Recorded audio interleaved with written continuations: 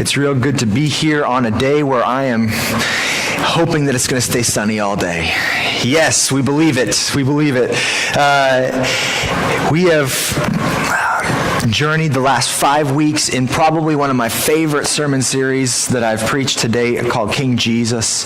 And that wrapped up last week, and being Mother's Day next week, and I felt like it was a really good time to talk about relationships, and within husband and wife and parenting, and so we're going to spend the next 3 weeks in that. And the series is titled Instafam. Instafam. Now, if you have been anywhere near society, you realize that's a spin-off from a social networking app called Instagram, right? How many of you guys are plugged in on Instagram? Anybody? How many, like right now? Plugged? Oh, okay. Instagram. It's kind of like Facebook, for those of you who do Facebook, except for it's all pictures, right?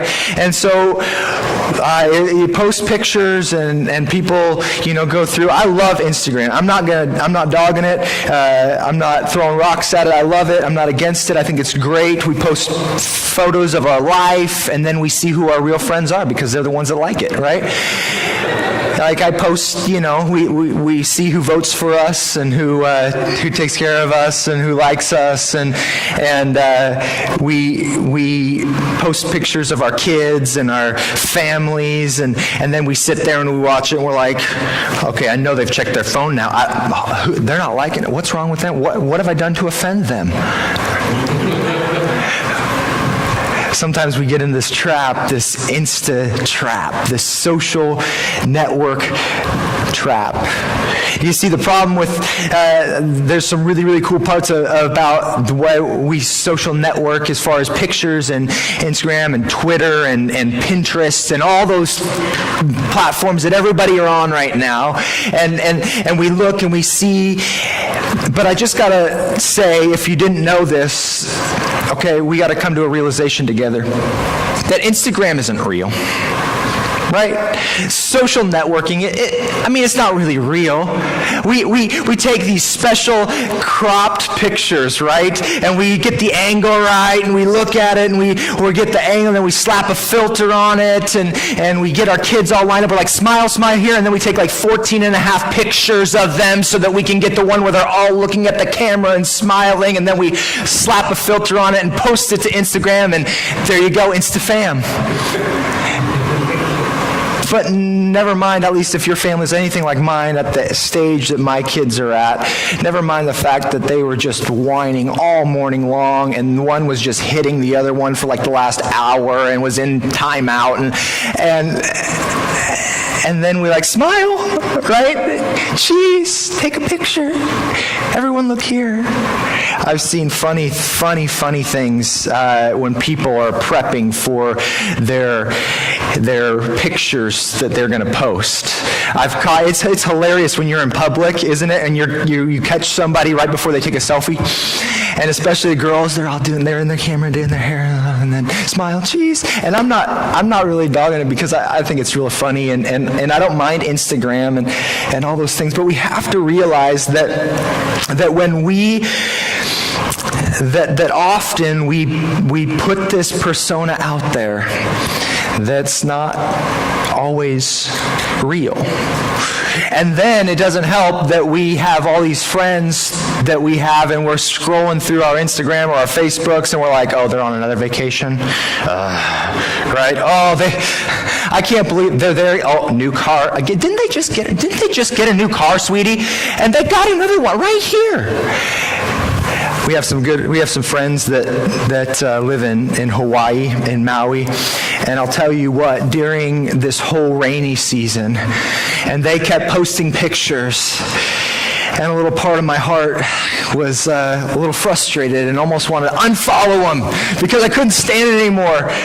And we see pictures of other people's kids or other people's spouses or other people, and our heart gets a little discontent. Now, I'm blaming all this on social media, but that's not the case. This has happened for forever, right? It used to just be a little bit longer, spread out. It used to be that we used to go get family pictures, right? Remember this? When everybody used to get into like this studio, they had those, and you get into this little thing, that green screen, or they pulled down a little gray thing, or whatnot. And we did the same thing, didn't you? You got all your family in there, and then they took about 4 hours, it seemed like. At least when I was a little kid, it seemed like about 4 hours and 800 pictures. And then there was another 4 hours of your parents going through each picture, trying to figure out where everyone was smiling so that we could hang on the wall and look like we have it all together. When we know that we don't. You see, and what that breeds in us sometime is a discontentment. Social media, I don't think, has aided in our efforts towards contentment in life, especially with our families, right? We post these pictures, we wonder who is going to like them, or really when we browse through and the danger becomes, and I'm tempted to do this, is that when we look at other people's families, we tend to compare their highlight reel with our known faults. Don't we do that? We look through, and maybe this is just even when you're at work and you're talking amongst your friends, and they're sharing about their family, and they're sharing all the highlights, all the good things, how their son, hit 3 home runs yesterday in the game, and your kid struck out all the time. When they are saying all these wonderful things about their spouse, and you know your spouse.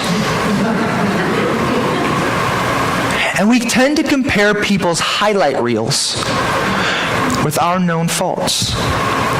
And it leads, and it can breed discontentment in our hearts and in our lives. So today, we're going to talk about this idea of contentment. And some of you are like, Joel, we're red-blooded Americans. We don't talk about contentment. We talk about drive and passion, and we don't talk about contentment. But the Bible talks about contentment as being a good thing, a godly thing. And sometimes, because of the way we were raised in our culture, we've been taught that contentment is not a good thing or a desirable thing, that we should always be pressing and gaining and getting more and doing more. And I agree to some extent with having goals and passions, but if we're not careful, that drive, that non-contentment, that discontentment in our life, it can turn into a continual lust for more, where we just want more and more and more and more and better and better and better, and we never settle into what God has given us or blessed us with. And I see that take place in families.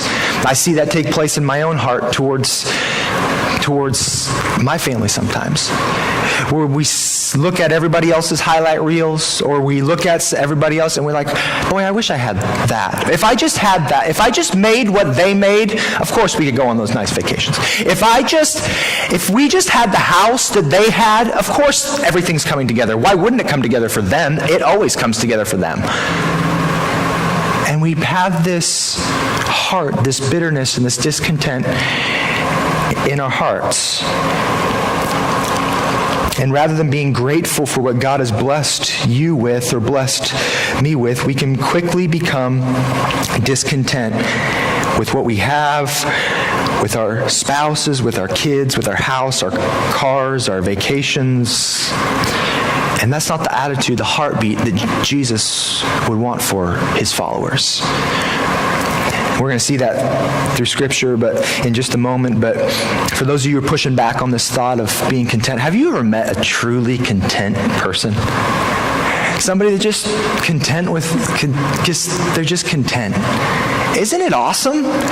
Because they're not constantly trying to put you down and build themselves up. They're just comfortable in their own skin. They're just living life with whatever comes their way, being thankful for whatever comes. It's an incredible thing to watch.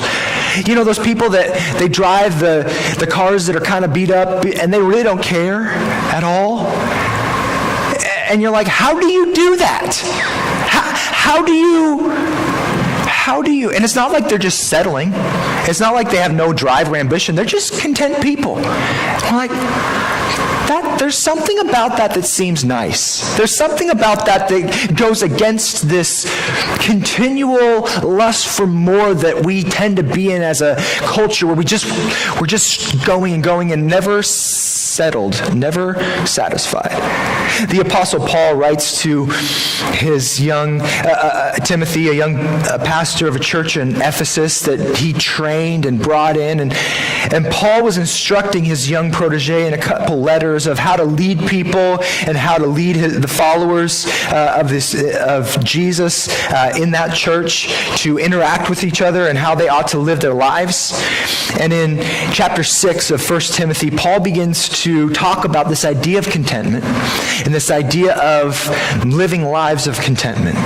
And in this setup, he's talking about money, but the heart of somebody that's content or the heart of somebody that's discontent is seen in this passage. And so let's grab a hold. If you have your Bible, you can turn to 1 Timothy chapter 6. We're going to look at 3 or 4 verses here that I think really have the power to unlock some things for us, to change the way we view life, especially when it comes to our families, because really, Instafam, instant families, instant gratification, instant I've made it, it's not a real thing.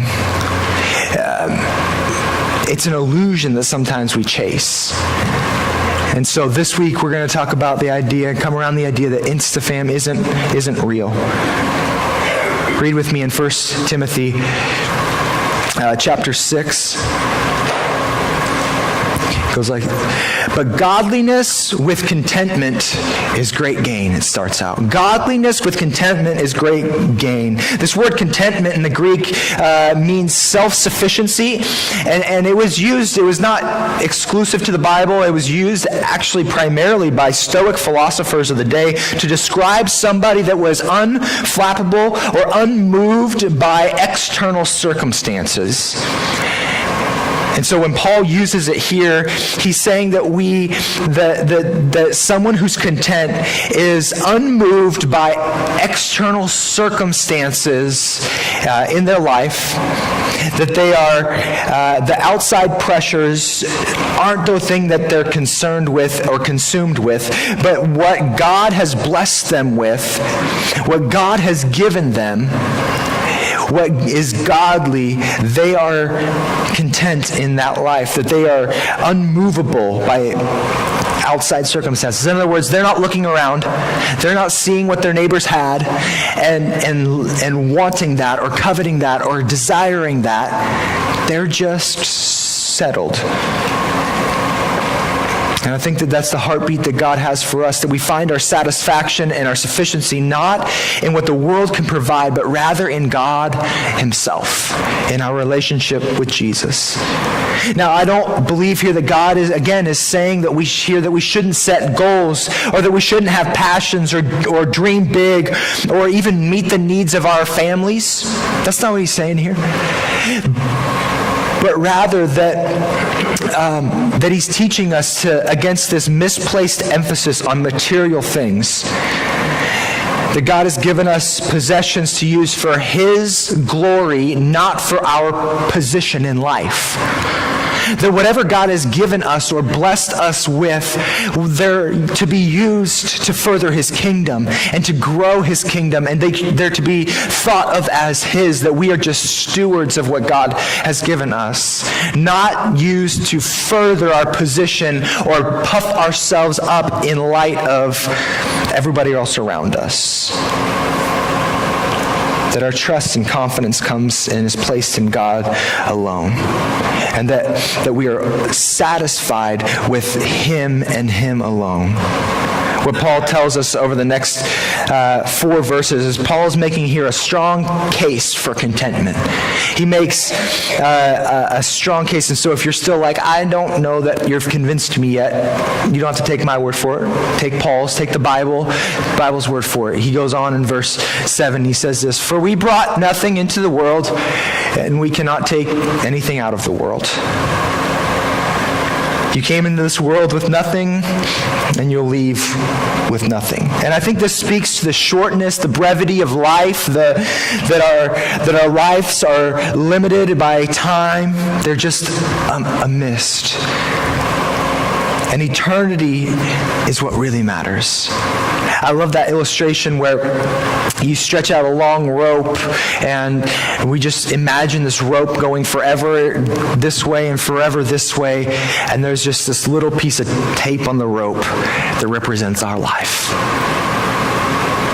And on the front end of that, there's all of eternity, a never-ending eternity, but yet we focus and we continually focus on our little piece. And often it's in this chase for more things. And most of our thoughts are consumed about what's taking place right here, right now, this day, tomorrow, a month from now, a year from now, a decade from now. And we're always looking there rather than getting ready for what eternity will hold. But Paul's saying, listen, you're not going to take anything out of the world when you go. You see, you don't know if you have tomorrow, and you can't recover yesterday. Today is all you have. And can we learn to be settled in what God has given us today? Just for a brief moment, can we get content with how God has blessed us and wired us and gifted us with? Can we be settled and satisfied in Him? Always looking to Him as our source, not continually looking for more and more and more. There's that saying that he who dies with the most toys wins, right? He who dies with the most toys still dies. And he can't take them with him. And I'm not saying anything about toys, although toys usually want friends and more toys and more and more and more, right? And I'm not saying that there's anything wrong with houses and cars and things because those are sometimes needed for life, just to live life. But if all we're consumed with is that, we've lost our big picture of what really counts, and it's eternity. And often, I'll just tell you this, with my kids and with the stresses of family, I get very much consumed with day-to-day of my family and kids and down here, and I'm thinking about, and the frustrations of each day seem to boil. And often I need to lift my head up and think, you know what? Great families aren't built in an instant. And I need to look at the big picture. And I need to see what God has for my family and how He's wired us and how He's put into us and how I can walk with my kids and disciple my kids and how I can disciple my wife and walk with her in her relationship with Jesus. And we're going to get to those two topics the next 2 weeks. I'm excited about that. But for today, I want us to just pause and realize that contentment with godliness is great gain, because we can't bring anything, we didn't bring anything into this world, and we can't take anything out of it. We must place our trust and our confidence in God for what He is doing for us.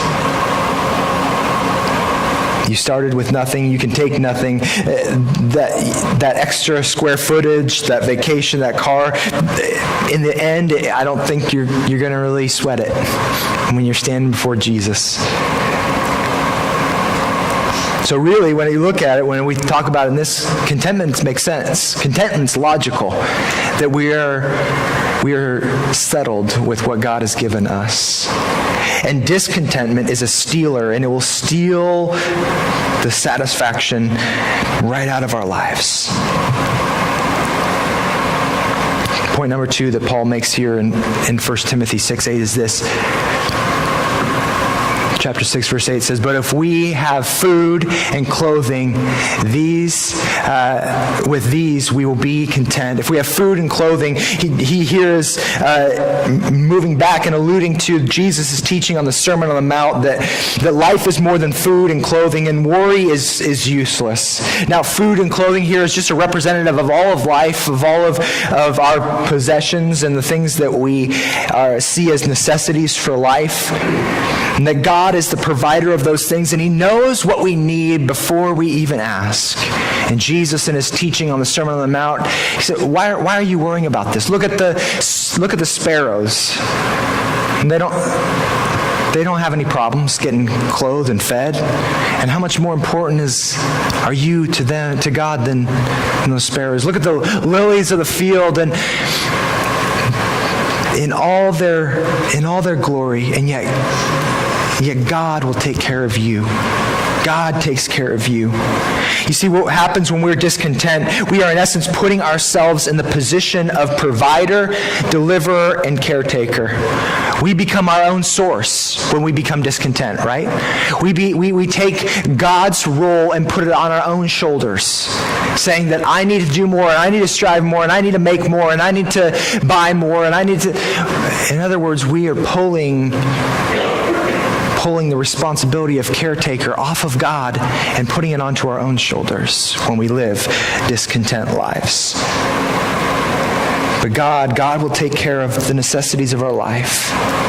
God will take care of our needs. Can we just be content in what he has blessed us with, what he's given to us? And then the third part, Paul continues on and digs down even a little bit deeper. And he says, "But those who desire to be rich fall into temptation, into a snare, into many senseless and harmful desires that plunge people into ruin and destruction." Boy, we've seen that in our culture, right? The people that continually chase for more and need more, in the end, their life usually plunges into ruin and destruction because there's this ever pressure to gain more and more and more and more. That's why Paul says, "For the love of money is a root of all kinds of evil.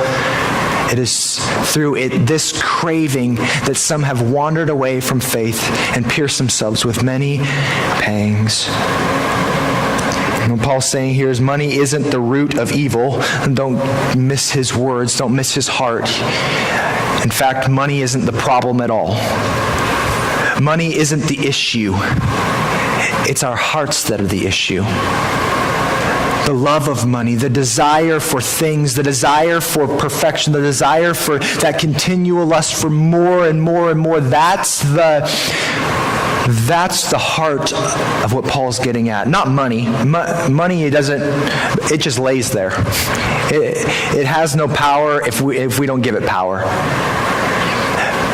But if we give it power, it can be the root of all kinds of evil in our hearts. And some, through its craving, that craving to have more, have wandered away from the faith and pierced themselves with many pangs. If we live discontent lives, we will struggle and strive to fill this emptiness that's inside of us. And we look in all the wrong places. Or when it comes to our families, when we begin to look around us and look at everybody else's family and everybody else's vacations and cars and the things they're doing, or look at their kids, man. How is it that their kids have it all together? We didn't get lucky. All right, sometimes we think this way, right? We missed out. We didn't get very lucky with our kids. Or we didn't get you know what? Don't stare straight forward, don't nudge. Our spouse, if we just had their spouse, or if they just did this, or if my spouse would just do this, then everything would be like their spouse does. Everything would just be better. But that's not the problem. The kids, the spouses, the cars, the vacation, that's like the money. That's not the problem. It's our hearts that are the issue, that have the issues. It's that discontentment that we breed in our own hearts It's not about money. It's not. In fact, ask Solomon. Solomon was the wisest man, second wisest man to ever walk on this earth. He had it all, man. Solomon had the wisdom and wealth that I don't think we could see again today. I mean, we think about the richest people that are on earth today. Their riches pale in comparison to what Solomon had. Solomon had wonders. He had treasure. He had relationships. He had power. He had it all. And if we read the book of Ecclesiastes, we read towards the end of Solomon's life, and here's the summation of what Solomon found out after all of just living life to the full, trying to satisfy his heart and that craving in his heart with everything. Here's what he finds out. So I became greater, he says, than all who had lived in Jerusalem before me. And my wisdom never failed me. Anything I wanted, I would take. I denied myself no pleasure. I mean, there's movies about this, right? Where they make movies where people desire, they have it all, and they have all the pleasures and everything, and they have the power and the wealth. I denied myself no pleasure. I even found great pleasure in hard work. In other words, he said, I looked in hard work for pleasure.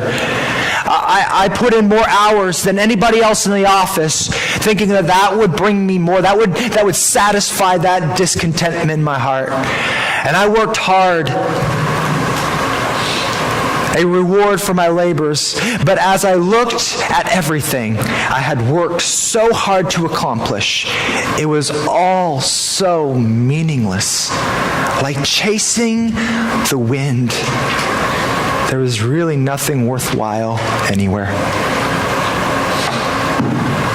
He's saying after a lifetime of just working hard and trying to fill that void in my life and my heart, because I was so discontent with the things that I had. He had relationships, he had power, he had everything that we ever try to gain significance through, to find contentment in. And he said there was no contentment in any of that. It was all meaningless, like chasing the wind. There was really nothing worthwhile in it. So how do we live content? I mean, if Solomon tried to figure it out and he couldn't, how do we do it? How do we live content life? How do we live out this elusive thing?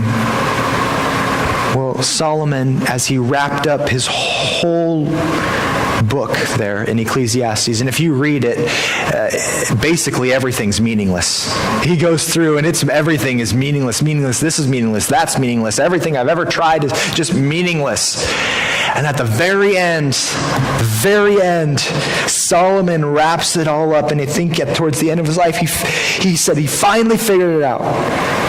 There's only two things that aren't meaningless: the fear of God and keeping God's commandments. In other words, living in a relationship with God and doing what God said. Those are the only two things that Solomon found out weren't meaningless. For you and I, often we struggle and strive to find meaning in all sorts of things. And it doesn't help when we pull open and we see everybody else's stuff, and sometimes that can breed discontentment in our heart. Sometimes as we open up Pinterest or whatever it is, and we're looking and we're like, that recipe did not turn out that way. Right? We call those in our homes Pinterest fails. Or ladies, sometimes you're in the midst of raising kids and we're looking, you look all around you and you see, how in the world do they have all the laundry done and the dishes done? And I'm just trying not to kill my kids. And then on top of it, they have the nerve to be a mommy blogger. Like, how in the world do they even have time to do all that? I can't even figure out how in the world to make sure that the kids are going one way and I'm going the other. How do they do all that? And we get frustrated because we're chasing something. Or guys, sometimes we're like, man, I just want to, man, if we just had a little bit bigger place, or if we just did this, then we'd be happy as a family. If we could just take my family on this vacation, it would all come together. Our family would they would be living in harmony again. Everything would be great. Boy, if we could just get away, then maybe my marriage would look like what it needs to look like. Maybe.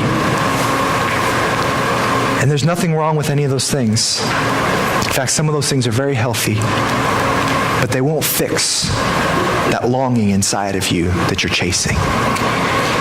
Because Solomon tried all those things, and he said when it boils down to that, my relationship with God and following his commandments, that's the essence of life. That's the only thing that's not meaningless. And that brings us back right to the very where we started this whole thing in 1 Timothy 6, when Paul wrote this, but godliness with contentment is great gain. Godliness coupled with contentment is great gain. Contentment is being satisfied in this life, satisfied with what God has blessed us with. Godliness is desiring a deeper relationship with Jesus. And for most people, when it comes to our families, we flip this around. We make this so backwards, is that we are discontent with our social status or our cars or our kids or our spouse. We're discontent with how much money we have or what's in the bank. We find discontentment there, and yet we are content in our relationship with Jesus. And those should be backwards.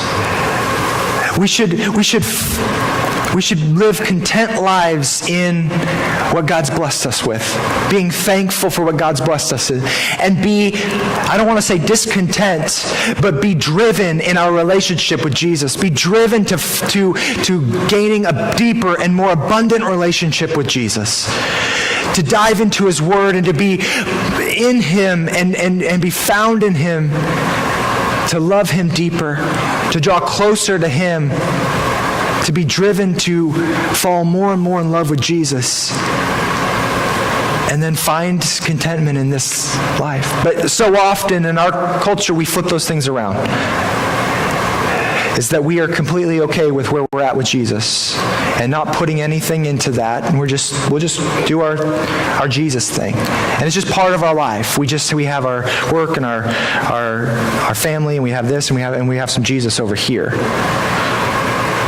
But then over here, we spend most of our time struggling and striving for more and more and more, and figuring out how we're going to do it, and how we're going to make it happen, and how we're going to budget it, and how we're going to do it, how we're going to get more. And then whatever we have left, we'll give to Jesus. We need to flip those things around and spend some more time with Jesus, growing our relationship with him, being connected to his heart, keeping his commandments, and then let him worry about what we need and what we have, because he will. Jesus said it. Jesus said, don't worry about what you have. Don't worry about what you need. I'll take care of you. Can we trust Jesus to take care of us here if we long for him like we should there?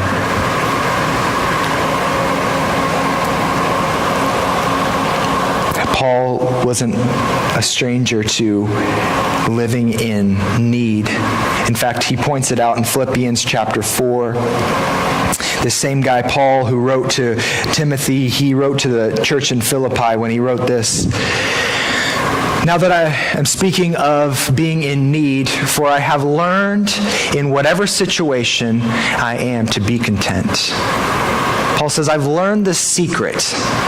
to whatever the situation, that I can be content, that I can live trusting God for what He's going to give to me, no matter what that looks like. I know how to be brought low, and I know how to abound. In anything, or in any and every circumstance, I have learned the secret of facing plenty and hunger, abundance and need. Now, understand, Paul, the guy that wrote this, he understood these words in profound depth. He had been shipwrecked, snake-bitten, spoken poorly of. There was a negative perception about him always. He'd been beaten and whipped. He had had a difficult time in his following Jesus. And yet, he can write this. I've learned this secret, to be content, even when things aren't going my way. Even when we don't know how it's going to work out. I've learned how to be content. I've learned what it means to be settled, to live within what God's given me. And he said, here's the secret. I can do all things through Him who gives me strength. So for Paul, he says, I'm going to focus on Him, Jesus, who gives me strength. I'm going to focus on Him, the one who has abundantly supplied everything I've ever needed, who has brought me through all of life's struggles. I'm going to focus on Him. And I can, in that, be content with whatever comes my way. Whatever that looks like, I can find contentment there. It's Him who makes me who I am. I like how Eugene Peterson, he paraphrased this verse. He wrote it this way: whatever I have, wherever I am, I can make it through anything in the one who makes me who I am. Wherever I am, I can do it through Him who makes me who I am. Jesus who makes you and I who we are. And it's in Him, it's said in Acts chapter 17, it's in Him, it's only in Jesus that we live and move and have our being. And so it's in Him that we look to be our source and be grateful. Not everybody else, what everybody else is doing, but it's in Jesus. So for the next 2 weeks, we're going to be looking at what it looks like within parenting, in our parenting, and in our marriage, in our marriages. But for this week, I wanted to challenge you to just memorize this verse. But godliness with contentment is great gain. But godliness with contentment is great gain. Just keep this in mind. And whenever you have that feeling begin to arise in you, whether that's at work or whether that's when you're on social media or whether that's when you're just driving and you're like, whoa. Whenever you have that feeling of discontentment begin to rise in you, I just want you to think, where am I focused at right now? Godliness with contentment is great gain. Godliness with contentment. I'm going to focus on my relationship with Jesus. Godliness.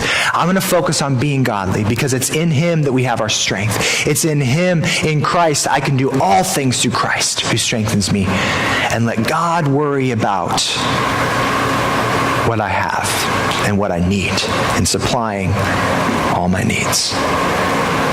So that's a challenge for this week. Whenever those feelings come up, just think of this verse, re-say it to yourself. Godliness with, if you need to write it down, if it's something you struggle with, just write it down. Godliness with contentment. I'm going to focus on what I can focus on, not on the problem, not on the discontentment. And just watch how Jesus transforms our hearts and our minds to walk with Him more closely.